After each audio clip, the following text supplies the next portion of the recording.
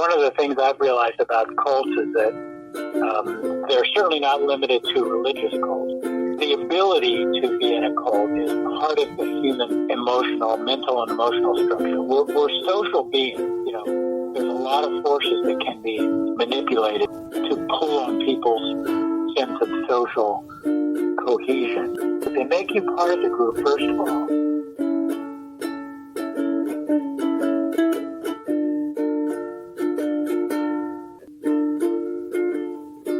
Hey everybody, and welcome to episode 48 of Frankie Files Podcast.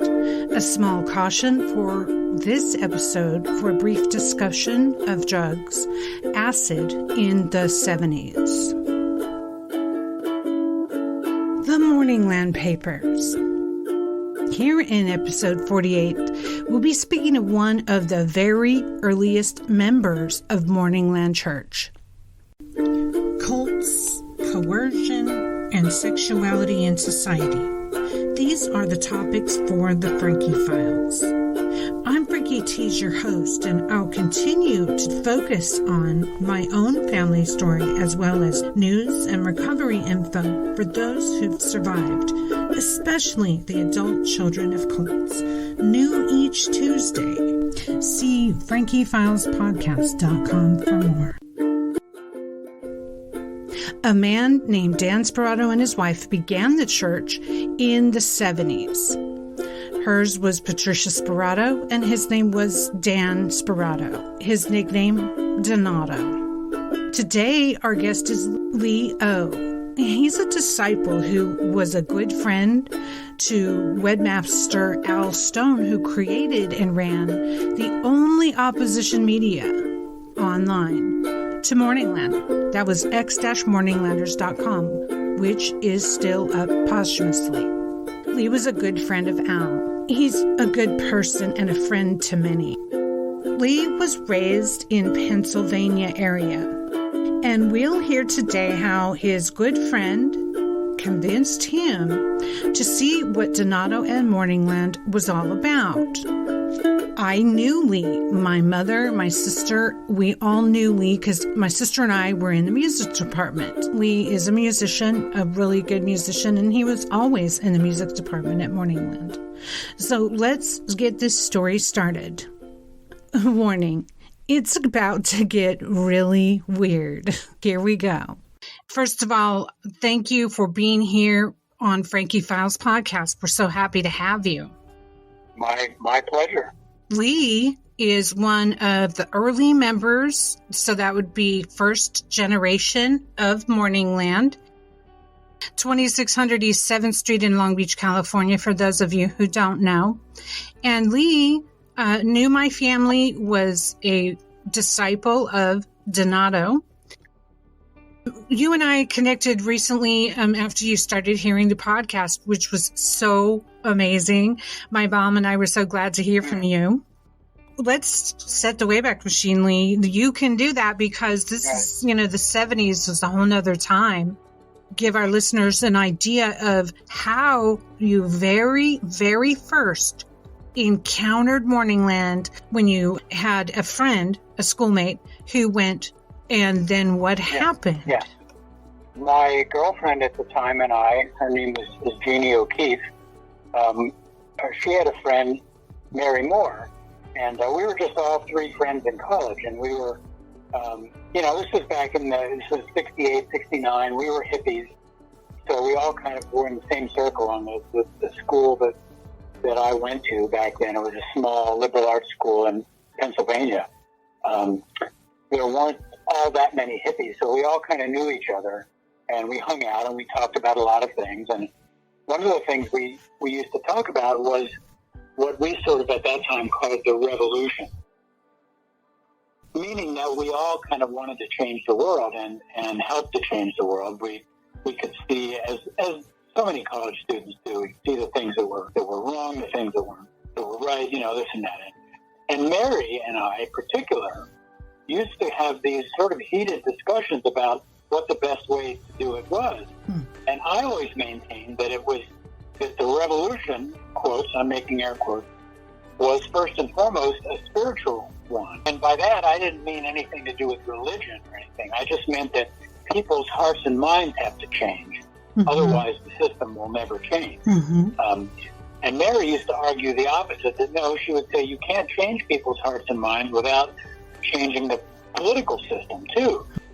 You know, we both had good points and blah, blah, blah. It was the thing that college students do, discuss weighty issues. Fast forward about a year from that time, I and Mary, meanwhile, had left to go on a trip to the West Coast, and we started getting these letters back from her that she had met this man in Long Beach that she was mightily impressed with, and she started saying things that were not so many words, but started to make me realize, I think she's come around to my side of this argument. She's talking about spiritual evolution, talking about how you have to change, you know, individuals have to change and the world needs to be uplifted and all that stuff.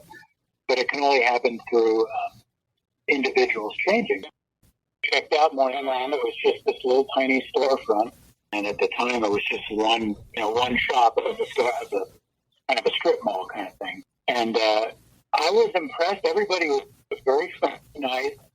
And, you know, like I said, the more the people I met, they were more and more seemingly ethereal, loving and kind and ebullient, I think is the right word, you know, very, very outgoing and loving and friendly. And I just thought it was great. And everyone on the way up got more and more like that until I got to Donato, and the whole impression came crashing down like a little New York accent. How you doing? But I also thought, okay, so I didn't come all the way out here just to get put off by somebody's demeanor. So basically, you know, I had a meeting with him. I don't know what you want to call it. It wasn't really a meeting or anything like that. It was just he knew I'd come out to check him out, so we had a meeting. And honestly, some fairly amazing things happened in that.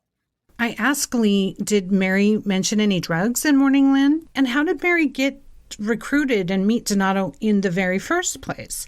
He talks about this, and he teases the fact that he felt something on his first visit.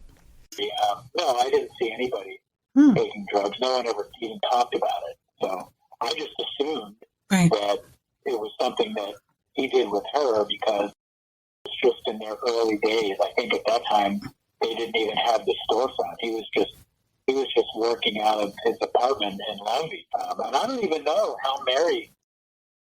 All I do know is that someone in her travels, because you know what she told us later, and I never got that from her when we were students, but what she told us later in her letters back and forth, you know, in let's say 1973 and early 74, was just that she had come out here searching for something like, you know, a guru. Particularly use that term, but she had stopped in some either meditation place or some ashram further up the coast, and someone in that search directed her to Donato. And I don't know who that person is. Back then, there were a lot of these little, you know, things springing up everywhere. So he went out west, too curious. And this is his meeting with Donato. You know, I was a child of the 60s, right? So when I was in college, you know, there was one year where we did acid pretty much every weekend or every other weekend. I'm very familiar with mind-altering drugs. I say it was not like, for any of your listeners who've ever done anything like mescaline or psilocybin or mushrooms, there's an essence of that experience, which I would call just being purely in the now, as complete conscious awareness with no thoughts running on, no emotions about this or that, no thinking about the past or the future. You're just purely present. That part of it was the same. What's different is that when that happens because of the drug, there's also a lot of other things that go along with that. Like there'll be weird colors that morph off of things, and you know, you move your hand and you tend to see trails, and you know, there's a lot of other things. It was none of that. So it was like I said, I'm quite familiar with the feel of psychedelics, and there was nothing like that about it. Because that's the first thing I thought of was, could somebody put something in my coffee? Well, I didn't have any coffee. I had nothing to drink. I mean, I will say this. When Mary, in one of her trips back, when she visited Jeannie and I and told us about, her experiences, she did say that, that she did do acid with Donato. She said, he helped me, she said, I took one hit, he took a little tiny bit, and she sort of laughed at me and said, I doubt he really needed it at all, but he did, and that helped me. And I remember at the time, like I said, being a child of the 60s, I thought, wow, I would love to do that with somebody who was a real guide. So in other words, they could really take you through the levels that you go through and kind of act as a guide.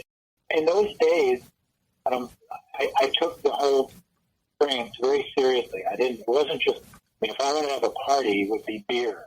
But acid was not a party. That was serious stuff, and you took it to learn and to grow and to understand. So that's the context I was in. This was the fall of 1974, so we're coming up on 50 years ago. The Frankie Files. As we were talking, he was asking me about myself and what I did and what I was interested in, and I remember telling him I played music, and he said sort of in an offhand way when I told him I was interested in music and I played in a band, and he said, if you go into a bar, there's a song for them on that jukebox. An interesting thing to say, but there was nothing. At the same time as this was going on, I'm looking at him, and his face kept changing. It was a strange experience. Like I remember, I've talked about this before in other instances, and the analogy I've come up with is that it would be like if you've ever ridden on a train, and you're looking out the window, and you don't realize, but all of a sudden another train comes by on the other track, and if you try to catch the glimpses of the faces in the windows as they go by, it was just like that. It was moving that quickly, but rather than going right to left, as that would be on a train track, it was going up. All these faces, his face kept changing, and not in a obvious way, changing into somebody completely different, but it just started morphing in some way that I kept finding myself looking, going, what? And in the meantime, we're talking about just nothing. And all of a sudden, all of that movement stopped, and I was looking, and he looked directly at me. One of the first times, he was because his eyes were a little bit, he would usually tend to glance around and glance away. He wasn't a real straight towards you kind of guy. But all of a sudden, he looked directly at me, and with a very direct, gaze. And his eyes were a beautiful blue. And I just remember everything just completely stopped. I was in the moment, completely in the now, absolutely still in my awareness, looking at these two eyes. And a voice in my head sort of said, that's divine. And I went to myself, holy shit, because now I didn't say anything to him. That's what's really weird, too. I didn't say, what just happened? Wasn't any of that, but so the whole meeting was sort of like that, then that went away, and I was like sitting there just sort of amazed, like, wow. And then we would talk about something else, and then at one point I remember out there, and he glanced away and said, oh, here comes Morningstar. That was Mary. Sure enough, she walked by, so I thought, okay, well, I don't know, but just a lot of those, and I remember leaving there thinking, wow, what the hell was that? But I couldn't deny, I guess, the experience, Lee had encountered something, but it didn't stop after he left. I did have an experience that night. After I had met him that day, it was probably sometime in the afternoon, left for the day, and, my friend that I was out, we went out to dinner, and then we went back to the place where we were staying, and about 8 o'clock or so, I just started to fall asleep on the couch, which was very unusual for me because, I was a night owl, still am pretty much.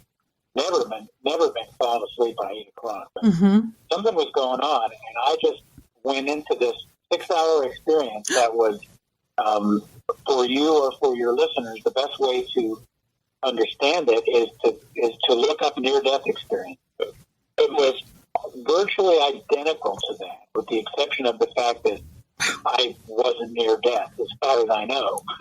So I had this experience where I basically left my body.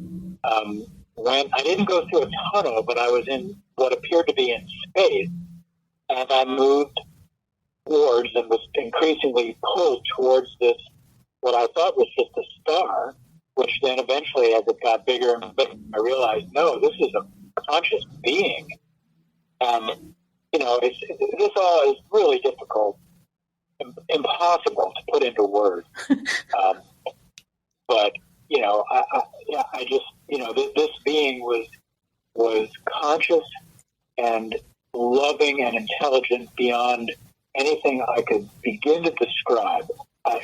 Subjectively, I felt like you might imagine, if you were imagining yourself hovering in front of the face of the sun, it was like that. I mean, by the time the motion towards it stopped, that's how big it was. It just filled every the horizon, left, right, top to bottom. And this entire message was downloaded, in a sense, into me that I don't remember to this day. I only remember one part of it, or a couple parts of it. The first part was trust yourself. You know exactly how life should be. Just do it.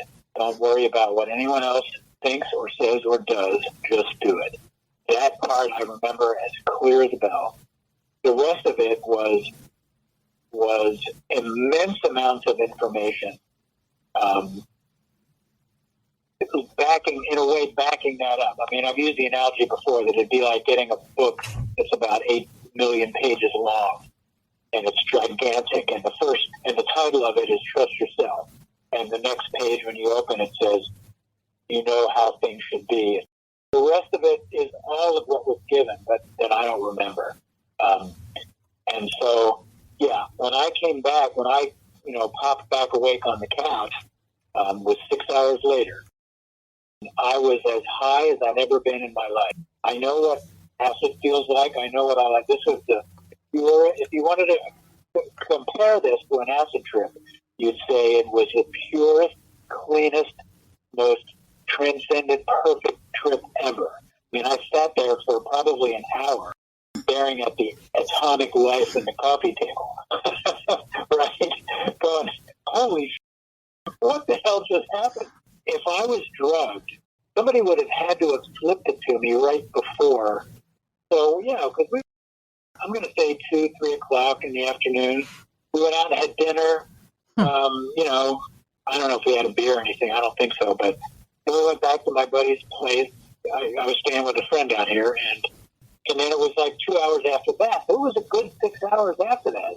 So that's number one. Number two, I know what drugs feel like in your system, like I said, especially acid. And besides that, here's another thing, Frankie, that I know wasn't that state that I was in when I came back. And like I said, I was staring at the coffee table. It lasted for 2 weeks. It lasted all the way on our trip back home. We got back in the car, probably drove back east. It lasted all of that time. And finally, I started to come down. I mean, now fast forward a few decades, and I've been studying this, and what happened to me was, like I said, it was exactly like a near-death experience, pretty much, except for a few different. If you read up on people who have died on the operating table, it's very similar to that. The difference is they usually meet relatives, they have a life review, kind of. There wasn't any of that. It was just me and that being, and this download of information. But when I read those experiences for the first time, in probably 1980 or 81. I was actually still in Morningland at that point. Okay. And I read about them because the term was invented by a cardiologist named Raymond Moody, who had interviewed people that had had these experiences, and so he started to catalog them. And so it's become a thing.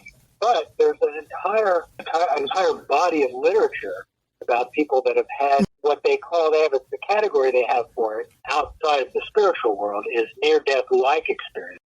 Because it happens to people who sometimes weren't even anywhere near death.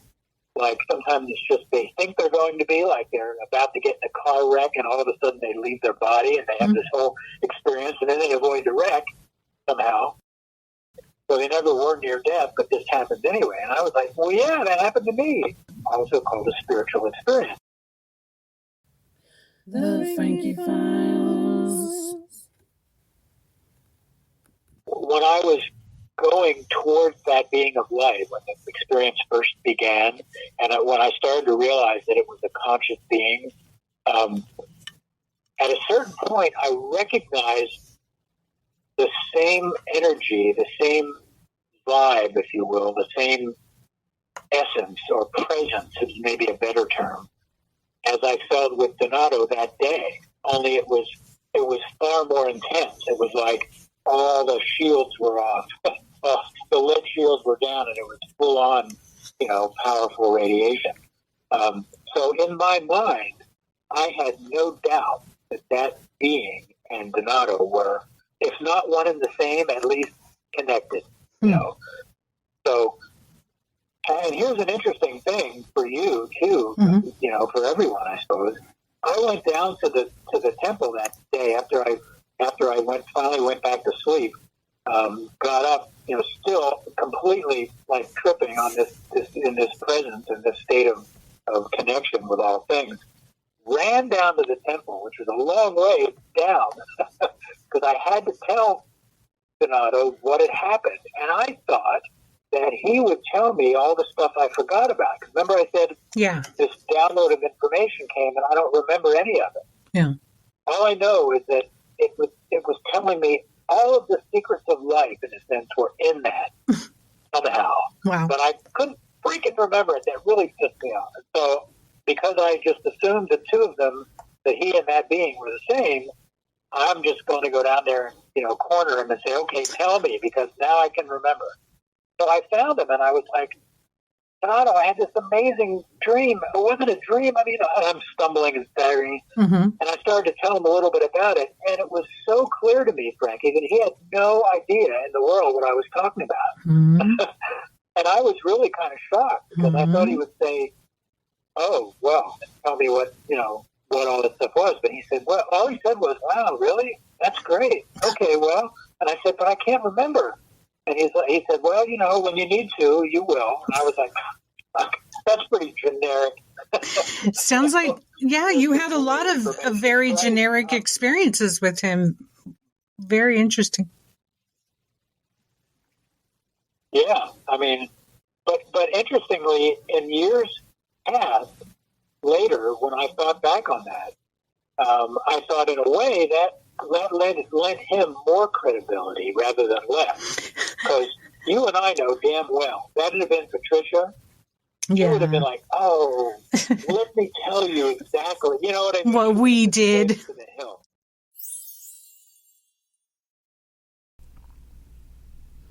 Lee was enthralled, to say the least. What made you decide to move and become a disciple?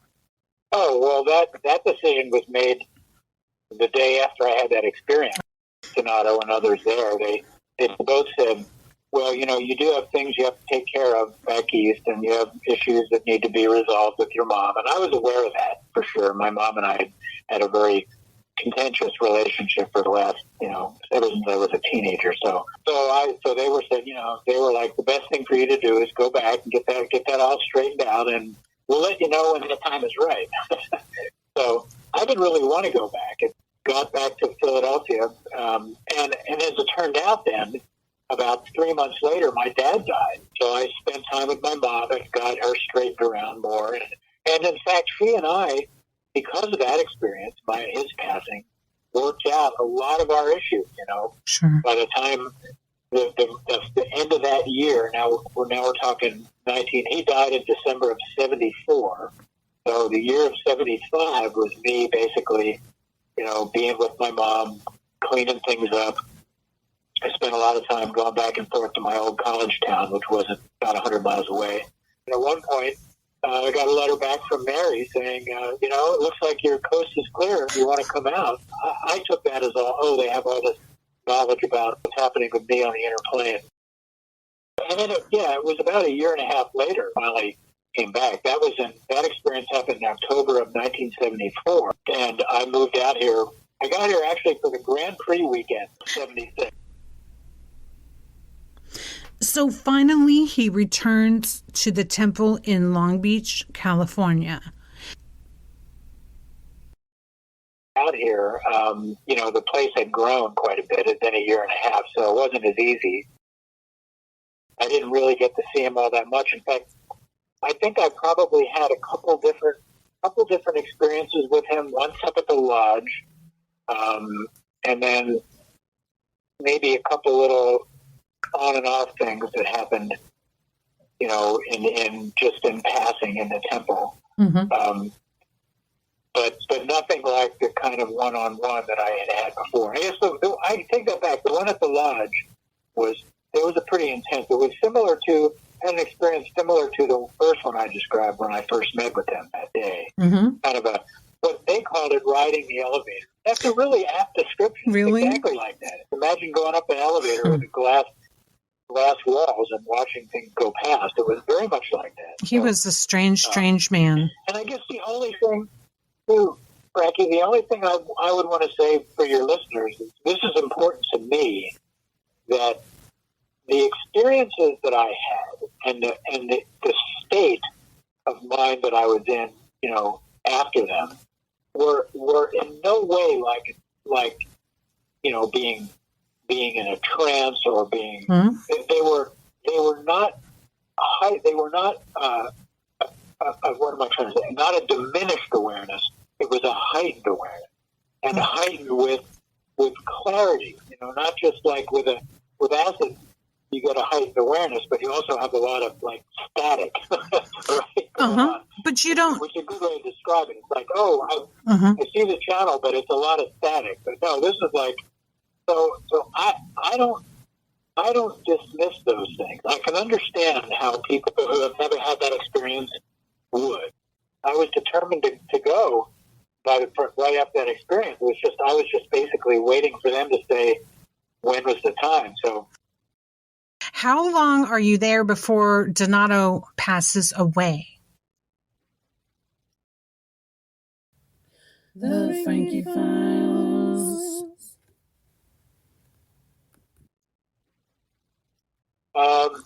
Not even a year. Let's see. He passed, I think, in early November. 76. So, Okay. 6-7 months. And it must have been a shock.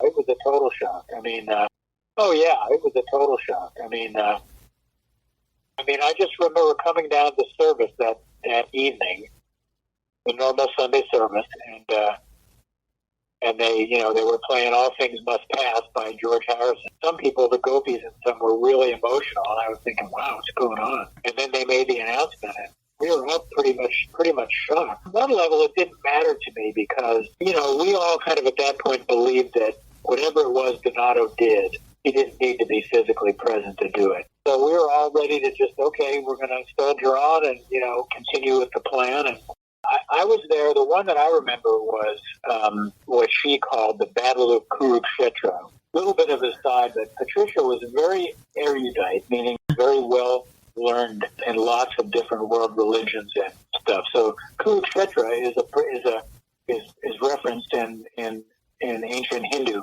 texts. So, but that was right after Donato had passed, and that's where I thought she flipped. This woman has lost her mind. She's lost her husband, and now she's lost her mind. She's trying very hard not to let those thoughts be heard by anyone. There's theories out there that she actually poisoned Donato, and I would not doubt that. I have no proof of that, but I do know that after he died, because he died at the lodge, they were up there for some kind of retreat. No one really knows because she wouldn't allow an autopsy. By the way, I don't call her True anymore. I call her Patricia. I give her at least the dignity of Patricia and not just Pat. But because she took that title herself. Interesting. And I don't know. It's like you said about, I don't know. I mean, clearly he let a lot, at the very least, he let a lot of things go that he should have not let go. Donato? Yeah, at the most, he was complicit in them, and I don't know. I really have no way of knowing. Right, we don't. We don't. But at the very least, he let a lot of things go that he should not have let go. Kind of giving ourselves that title, for example. If I not had the types of experiences that I did in Donato's presence, I would be 100% on that page that you are, as far as the grifters. Now, it's entirely possible that he had that ability somehow, but also was a grifter. She was a better grifter, but didn't have as much of the ability, but she talked about it. She had a real dramatic, your listeners know Catherine Kuhlman. She was like, Catherine Kuhlman was an old, back in the 70s, we used to watch her on TV and laugh. She was like an early evangelical, I believe miracle was what Patricia was like. It was spaceship astrology and, Eastern religion and sorcery. And I guess as someone who studied religion, even before Morningland, and certainly since, I don't know how to characterize it. It's a gigantic mishmash of the energy, at least, again, now this is from when I was there. I have no idea what it's like now. But when I was there, the energy, the feel, more like evangelical Christianity was like. He would get going preaching, and there would be thunder and brimstone. He was just a fire and brimstone preacher.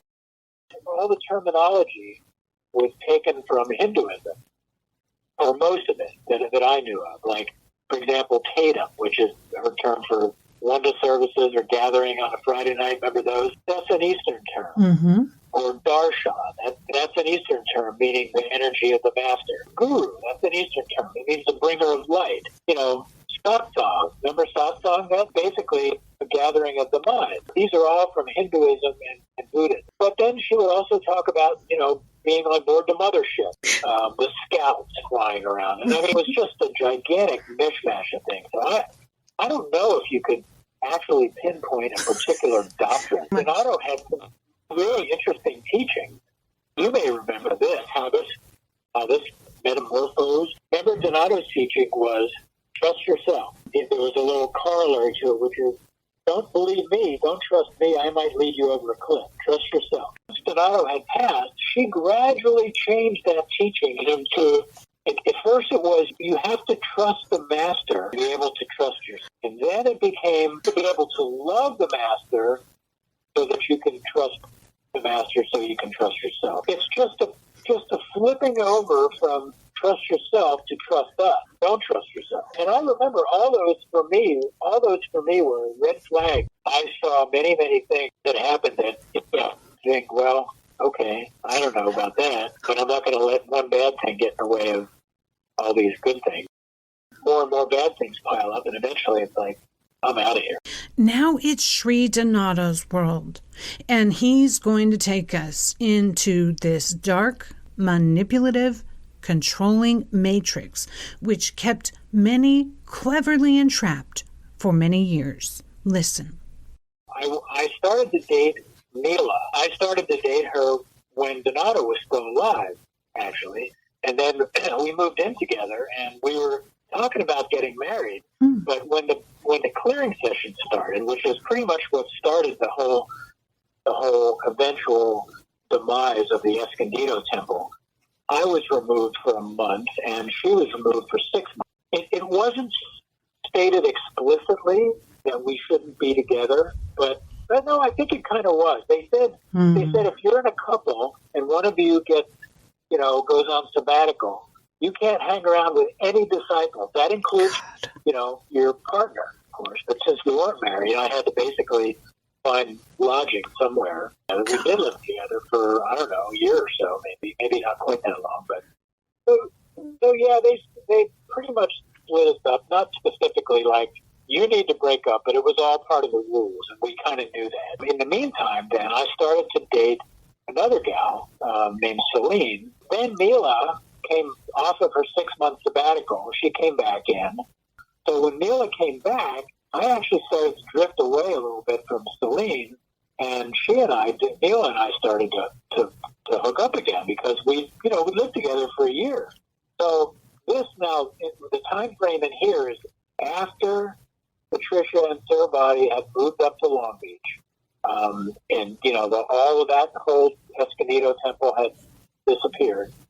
They were reconstructing things up here. And at one point, and Patricia was all on her best behavior. Oh, my gosh, so nice, She calls me into her office, and she said, and for your audience, this is sort of how it went, at least from my experience of it. It wasn't out and out direction, but it was like, so she said, she said to me, I understand that you've been sort of getting back together with Mila. And I said, yeah, I have. And she said, well, now we can't really tell you what to do. We can't really interfere with your free will. But Celine is a much better fit for you. And I said, I can see that. And I could. I said, she's like a good friend. I said, but I don't have a real sexual thing with her. It's not, we're like friends. Mm-hmm. And she said, oh, don't worry about that. It'll come. Can't tell you what to do. But the implication is all, they spend like 99% of the time telling you that they are connected directly to God.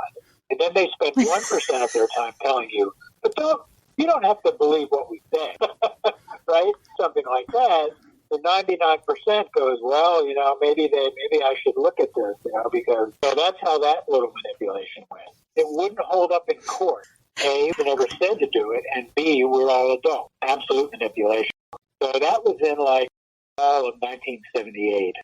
So Celine and I get together, then I tell Mila, well, we decided not to go our separate ways, and Celine and I get back together, and we wound up, actually, she was right. There was a connection did develop, so she wasn't wrong about that. And I remember thinking, okay, well, I guess that's cool. And then in February of 79, we got married. Mm-hmm. So now, fast forward about, 79, 80, 81, 82, about 3 years.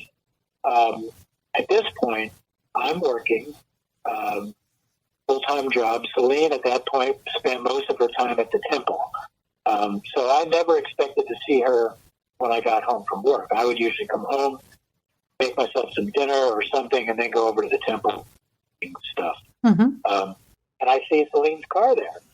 And I go, oh, God, what's going on? So I come in, and she said, let's go out to dinner. And I said, well, I can't. I've got band rehearsal tonight.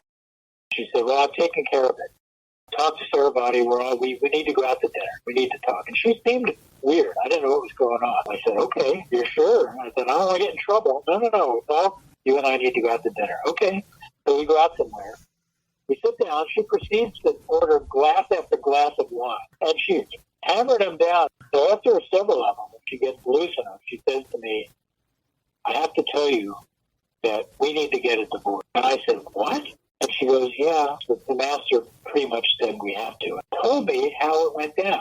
To rehearse in the dome room, and the band would be on. A lot of times they would sit in the back there, Patricia in basket chairs with their entourage around. And Celine is with them. And this is the story that Celine told me. So Patricia calls her over and has her sit right next to her, come sit right here. So, Celine sits down and they're talking about me. And Patricia says, wouldn't you just love to see him just grow and evolve and advance way beyond where he is now? And of course, Celine's my wife and we love each other. And she says, well, of course. So Patricia says, well, he really only has one obstacle. And Celine says, what's that? And Patricia says, you. And it's like, what? She said, yes, you're the obstacle. So if you guys were to split up, it would really help the spiritual evolution. And Celine, of course, being the ever obedient disciple, at least at that point, did what she had to do because she was helping out her husband and the plan and her master, and oh my God. The Frankie Files. Lee, tell us about being in training. What went on with the Order of the Tribunal, quote marks, that you were put in? When I was at the lodge, there was a brief about a week they made me a tribunal. So they made me a tribunal for about a week. But up there, I remember being at the lot, and they were doing readings. Remember how they'd sit in the front and they'd do readings? And I remember saying to Patricia, I said something like, I don't know enough. I don't feel confident to do a reading. You never say that you're not confident because, just trust us. So I had to get up there and do it anyway. One thing about me, I've always my sense of honesty. Because she called me out and said, okay, so here's so-and-so out there. Here's your chart. What do you see? Thinking to myself, I see a chart. I don't know. Some little planet. Actually, sort of my attention was drawn to it. And I said, well, see whatever planet it was in this house. And I said nothing because I had no idea what that meant. But after that, I only was good for about 2 weeks. And eventually they said I just couldn't do it anymore. I was 25 when I moved out here. So, you know, I was truly an adult, and I always made a pledge with myself that, you know, if things get too weird, I'm gone.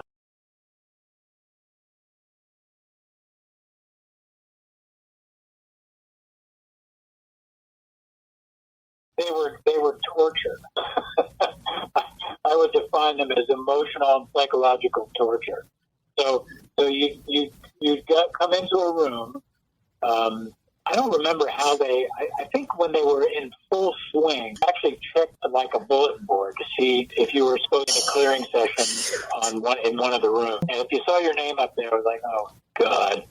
You know, either a Gopi or some of the, at that time they were called the EWS. I don't know. Patricia was basically certifiable. She was paranoid. The whole temple would basically dance to the tune of her madness. The cycles that went in and out. All the dark forces had to up, security. I never saw any freaking dark force. Later, it'd be all nice and wonderful, and she'd be just loving and peach. I mean, I think she was certifiable. I don't know what else to call it. So I don't know if somebody was dumb enough to raise their hand and say, I have a tape I want to clear. They would say, does anyone have something to say? But if you started to talk and one of the EWS got the sense that you were either lying or you were dissembling in some way or you weren't being honest or whatever, boy, you just started to get grilled, and you were grilled about, it was just nuts. It would be like, I know you've been running tapes on so-and-so. And then, of course, your job as the purported tape runner was to look within, see exactly how that was true. It was not your job to say, no, I'm not, even if you weren't. I just tried to keep my head down as much as I could. I remember the one day I got kicked out for a month, and I don't remember exactly what prompted it. I raised my hand and said something, and I was feeling, I think I was trying to say something more or less positive, but one of the EWS, whom I've reconnected with after that, he was a good friend, Terry Conley. You may not even remember him. His name was Zanos at the time, but he stood up and just started shouting at me, get out, get out. Yeah, and I was gone for a month. I mean, I had to, finally they got a hold of me and got a month sabbatical. I never did know for what. The only thing that I couldn't do is I couldn't say namaste.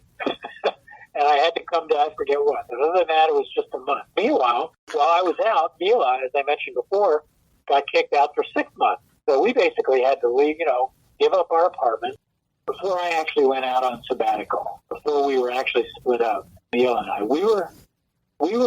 We had gone back to our apartment.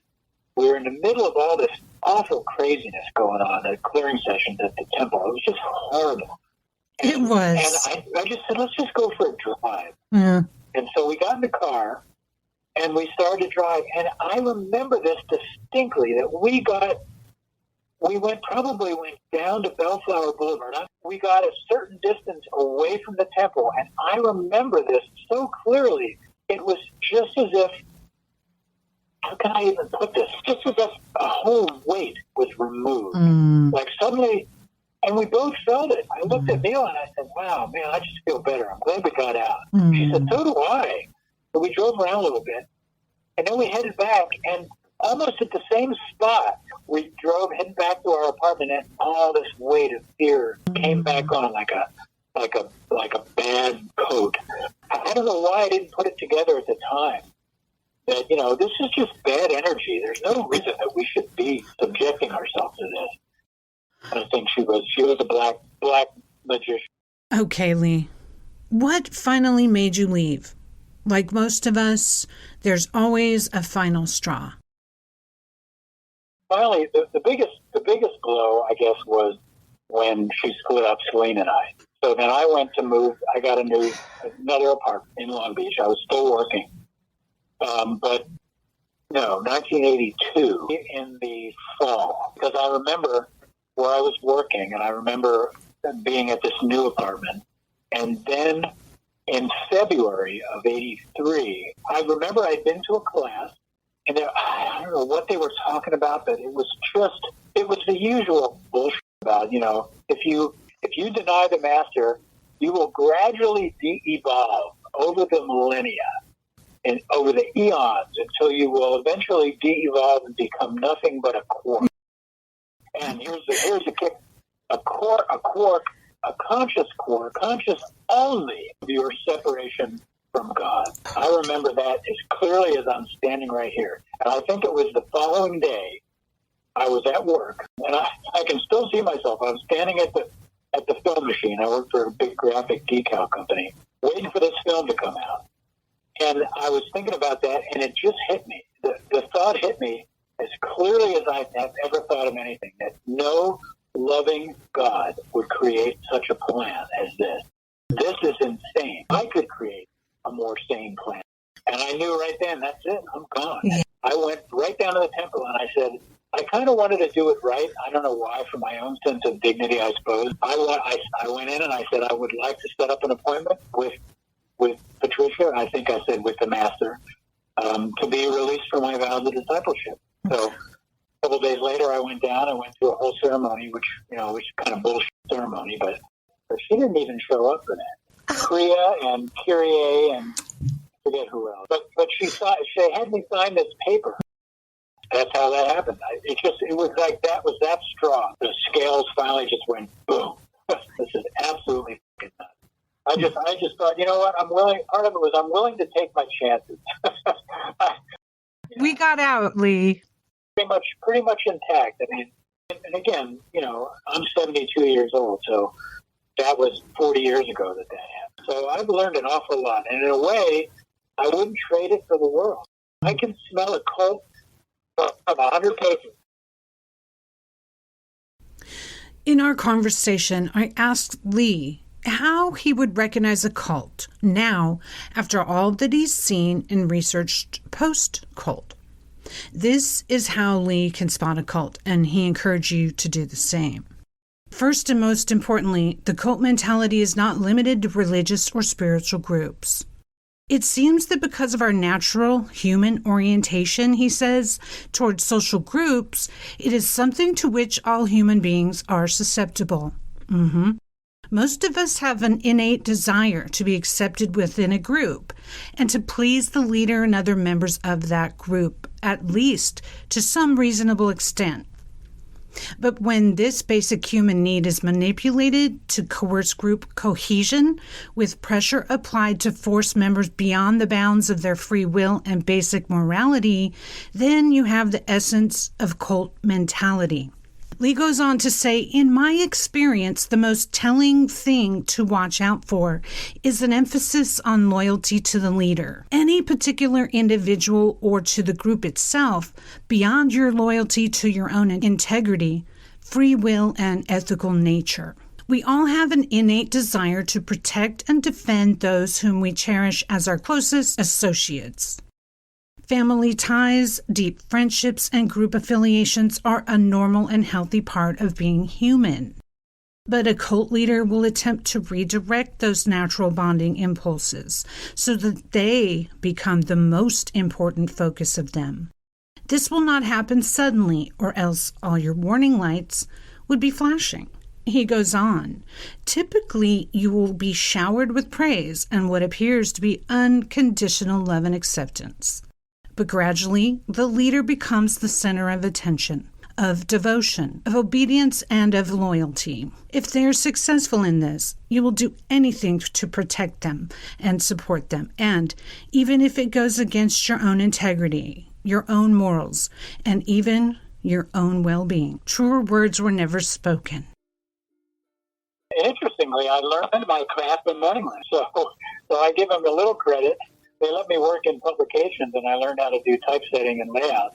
So eventually, I kind of started working with a magazine, and then, one thing led to another, and, I've made a pretty good living. I mean, we're not wealthy by any means, but I managed to buy a place, and now our house is paid for, and I'm retired now, but I do freelance work still, so I'm still earning some money. But the most fun really is music, and I've played music from before Morningland, and ever since I was a kid. So I still play with a band, and we play Southern rock. And we're kind of an old school classic Southern rock group. So I love doing that. That's still my favorite. My heartfelt thanks goes out to Leon, a professional independent graphic designer and musician. He plays Southern rock in his band in Southern California, where he lives. Still, his original music is also available. Thank you to everyone listening, liking, and following the podcast. Thank you for reviewing and rating our show wherever you get your podcast so that we can stay around. And always, keep critical thinking.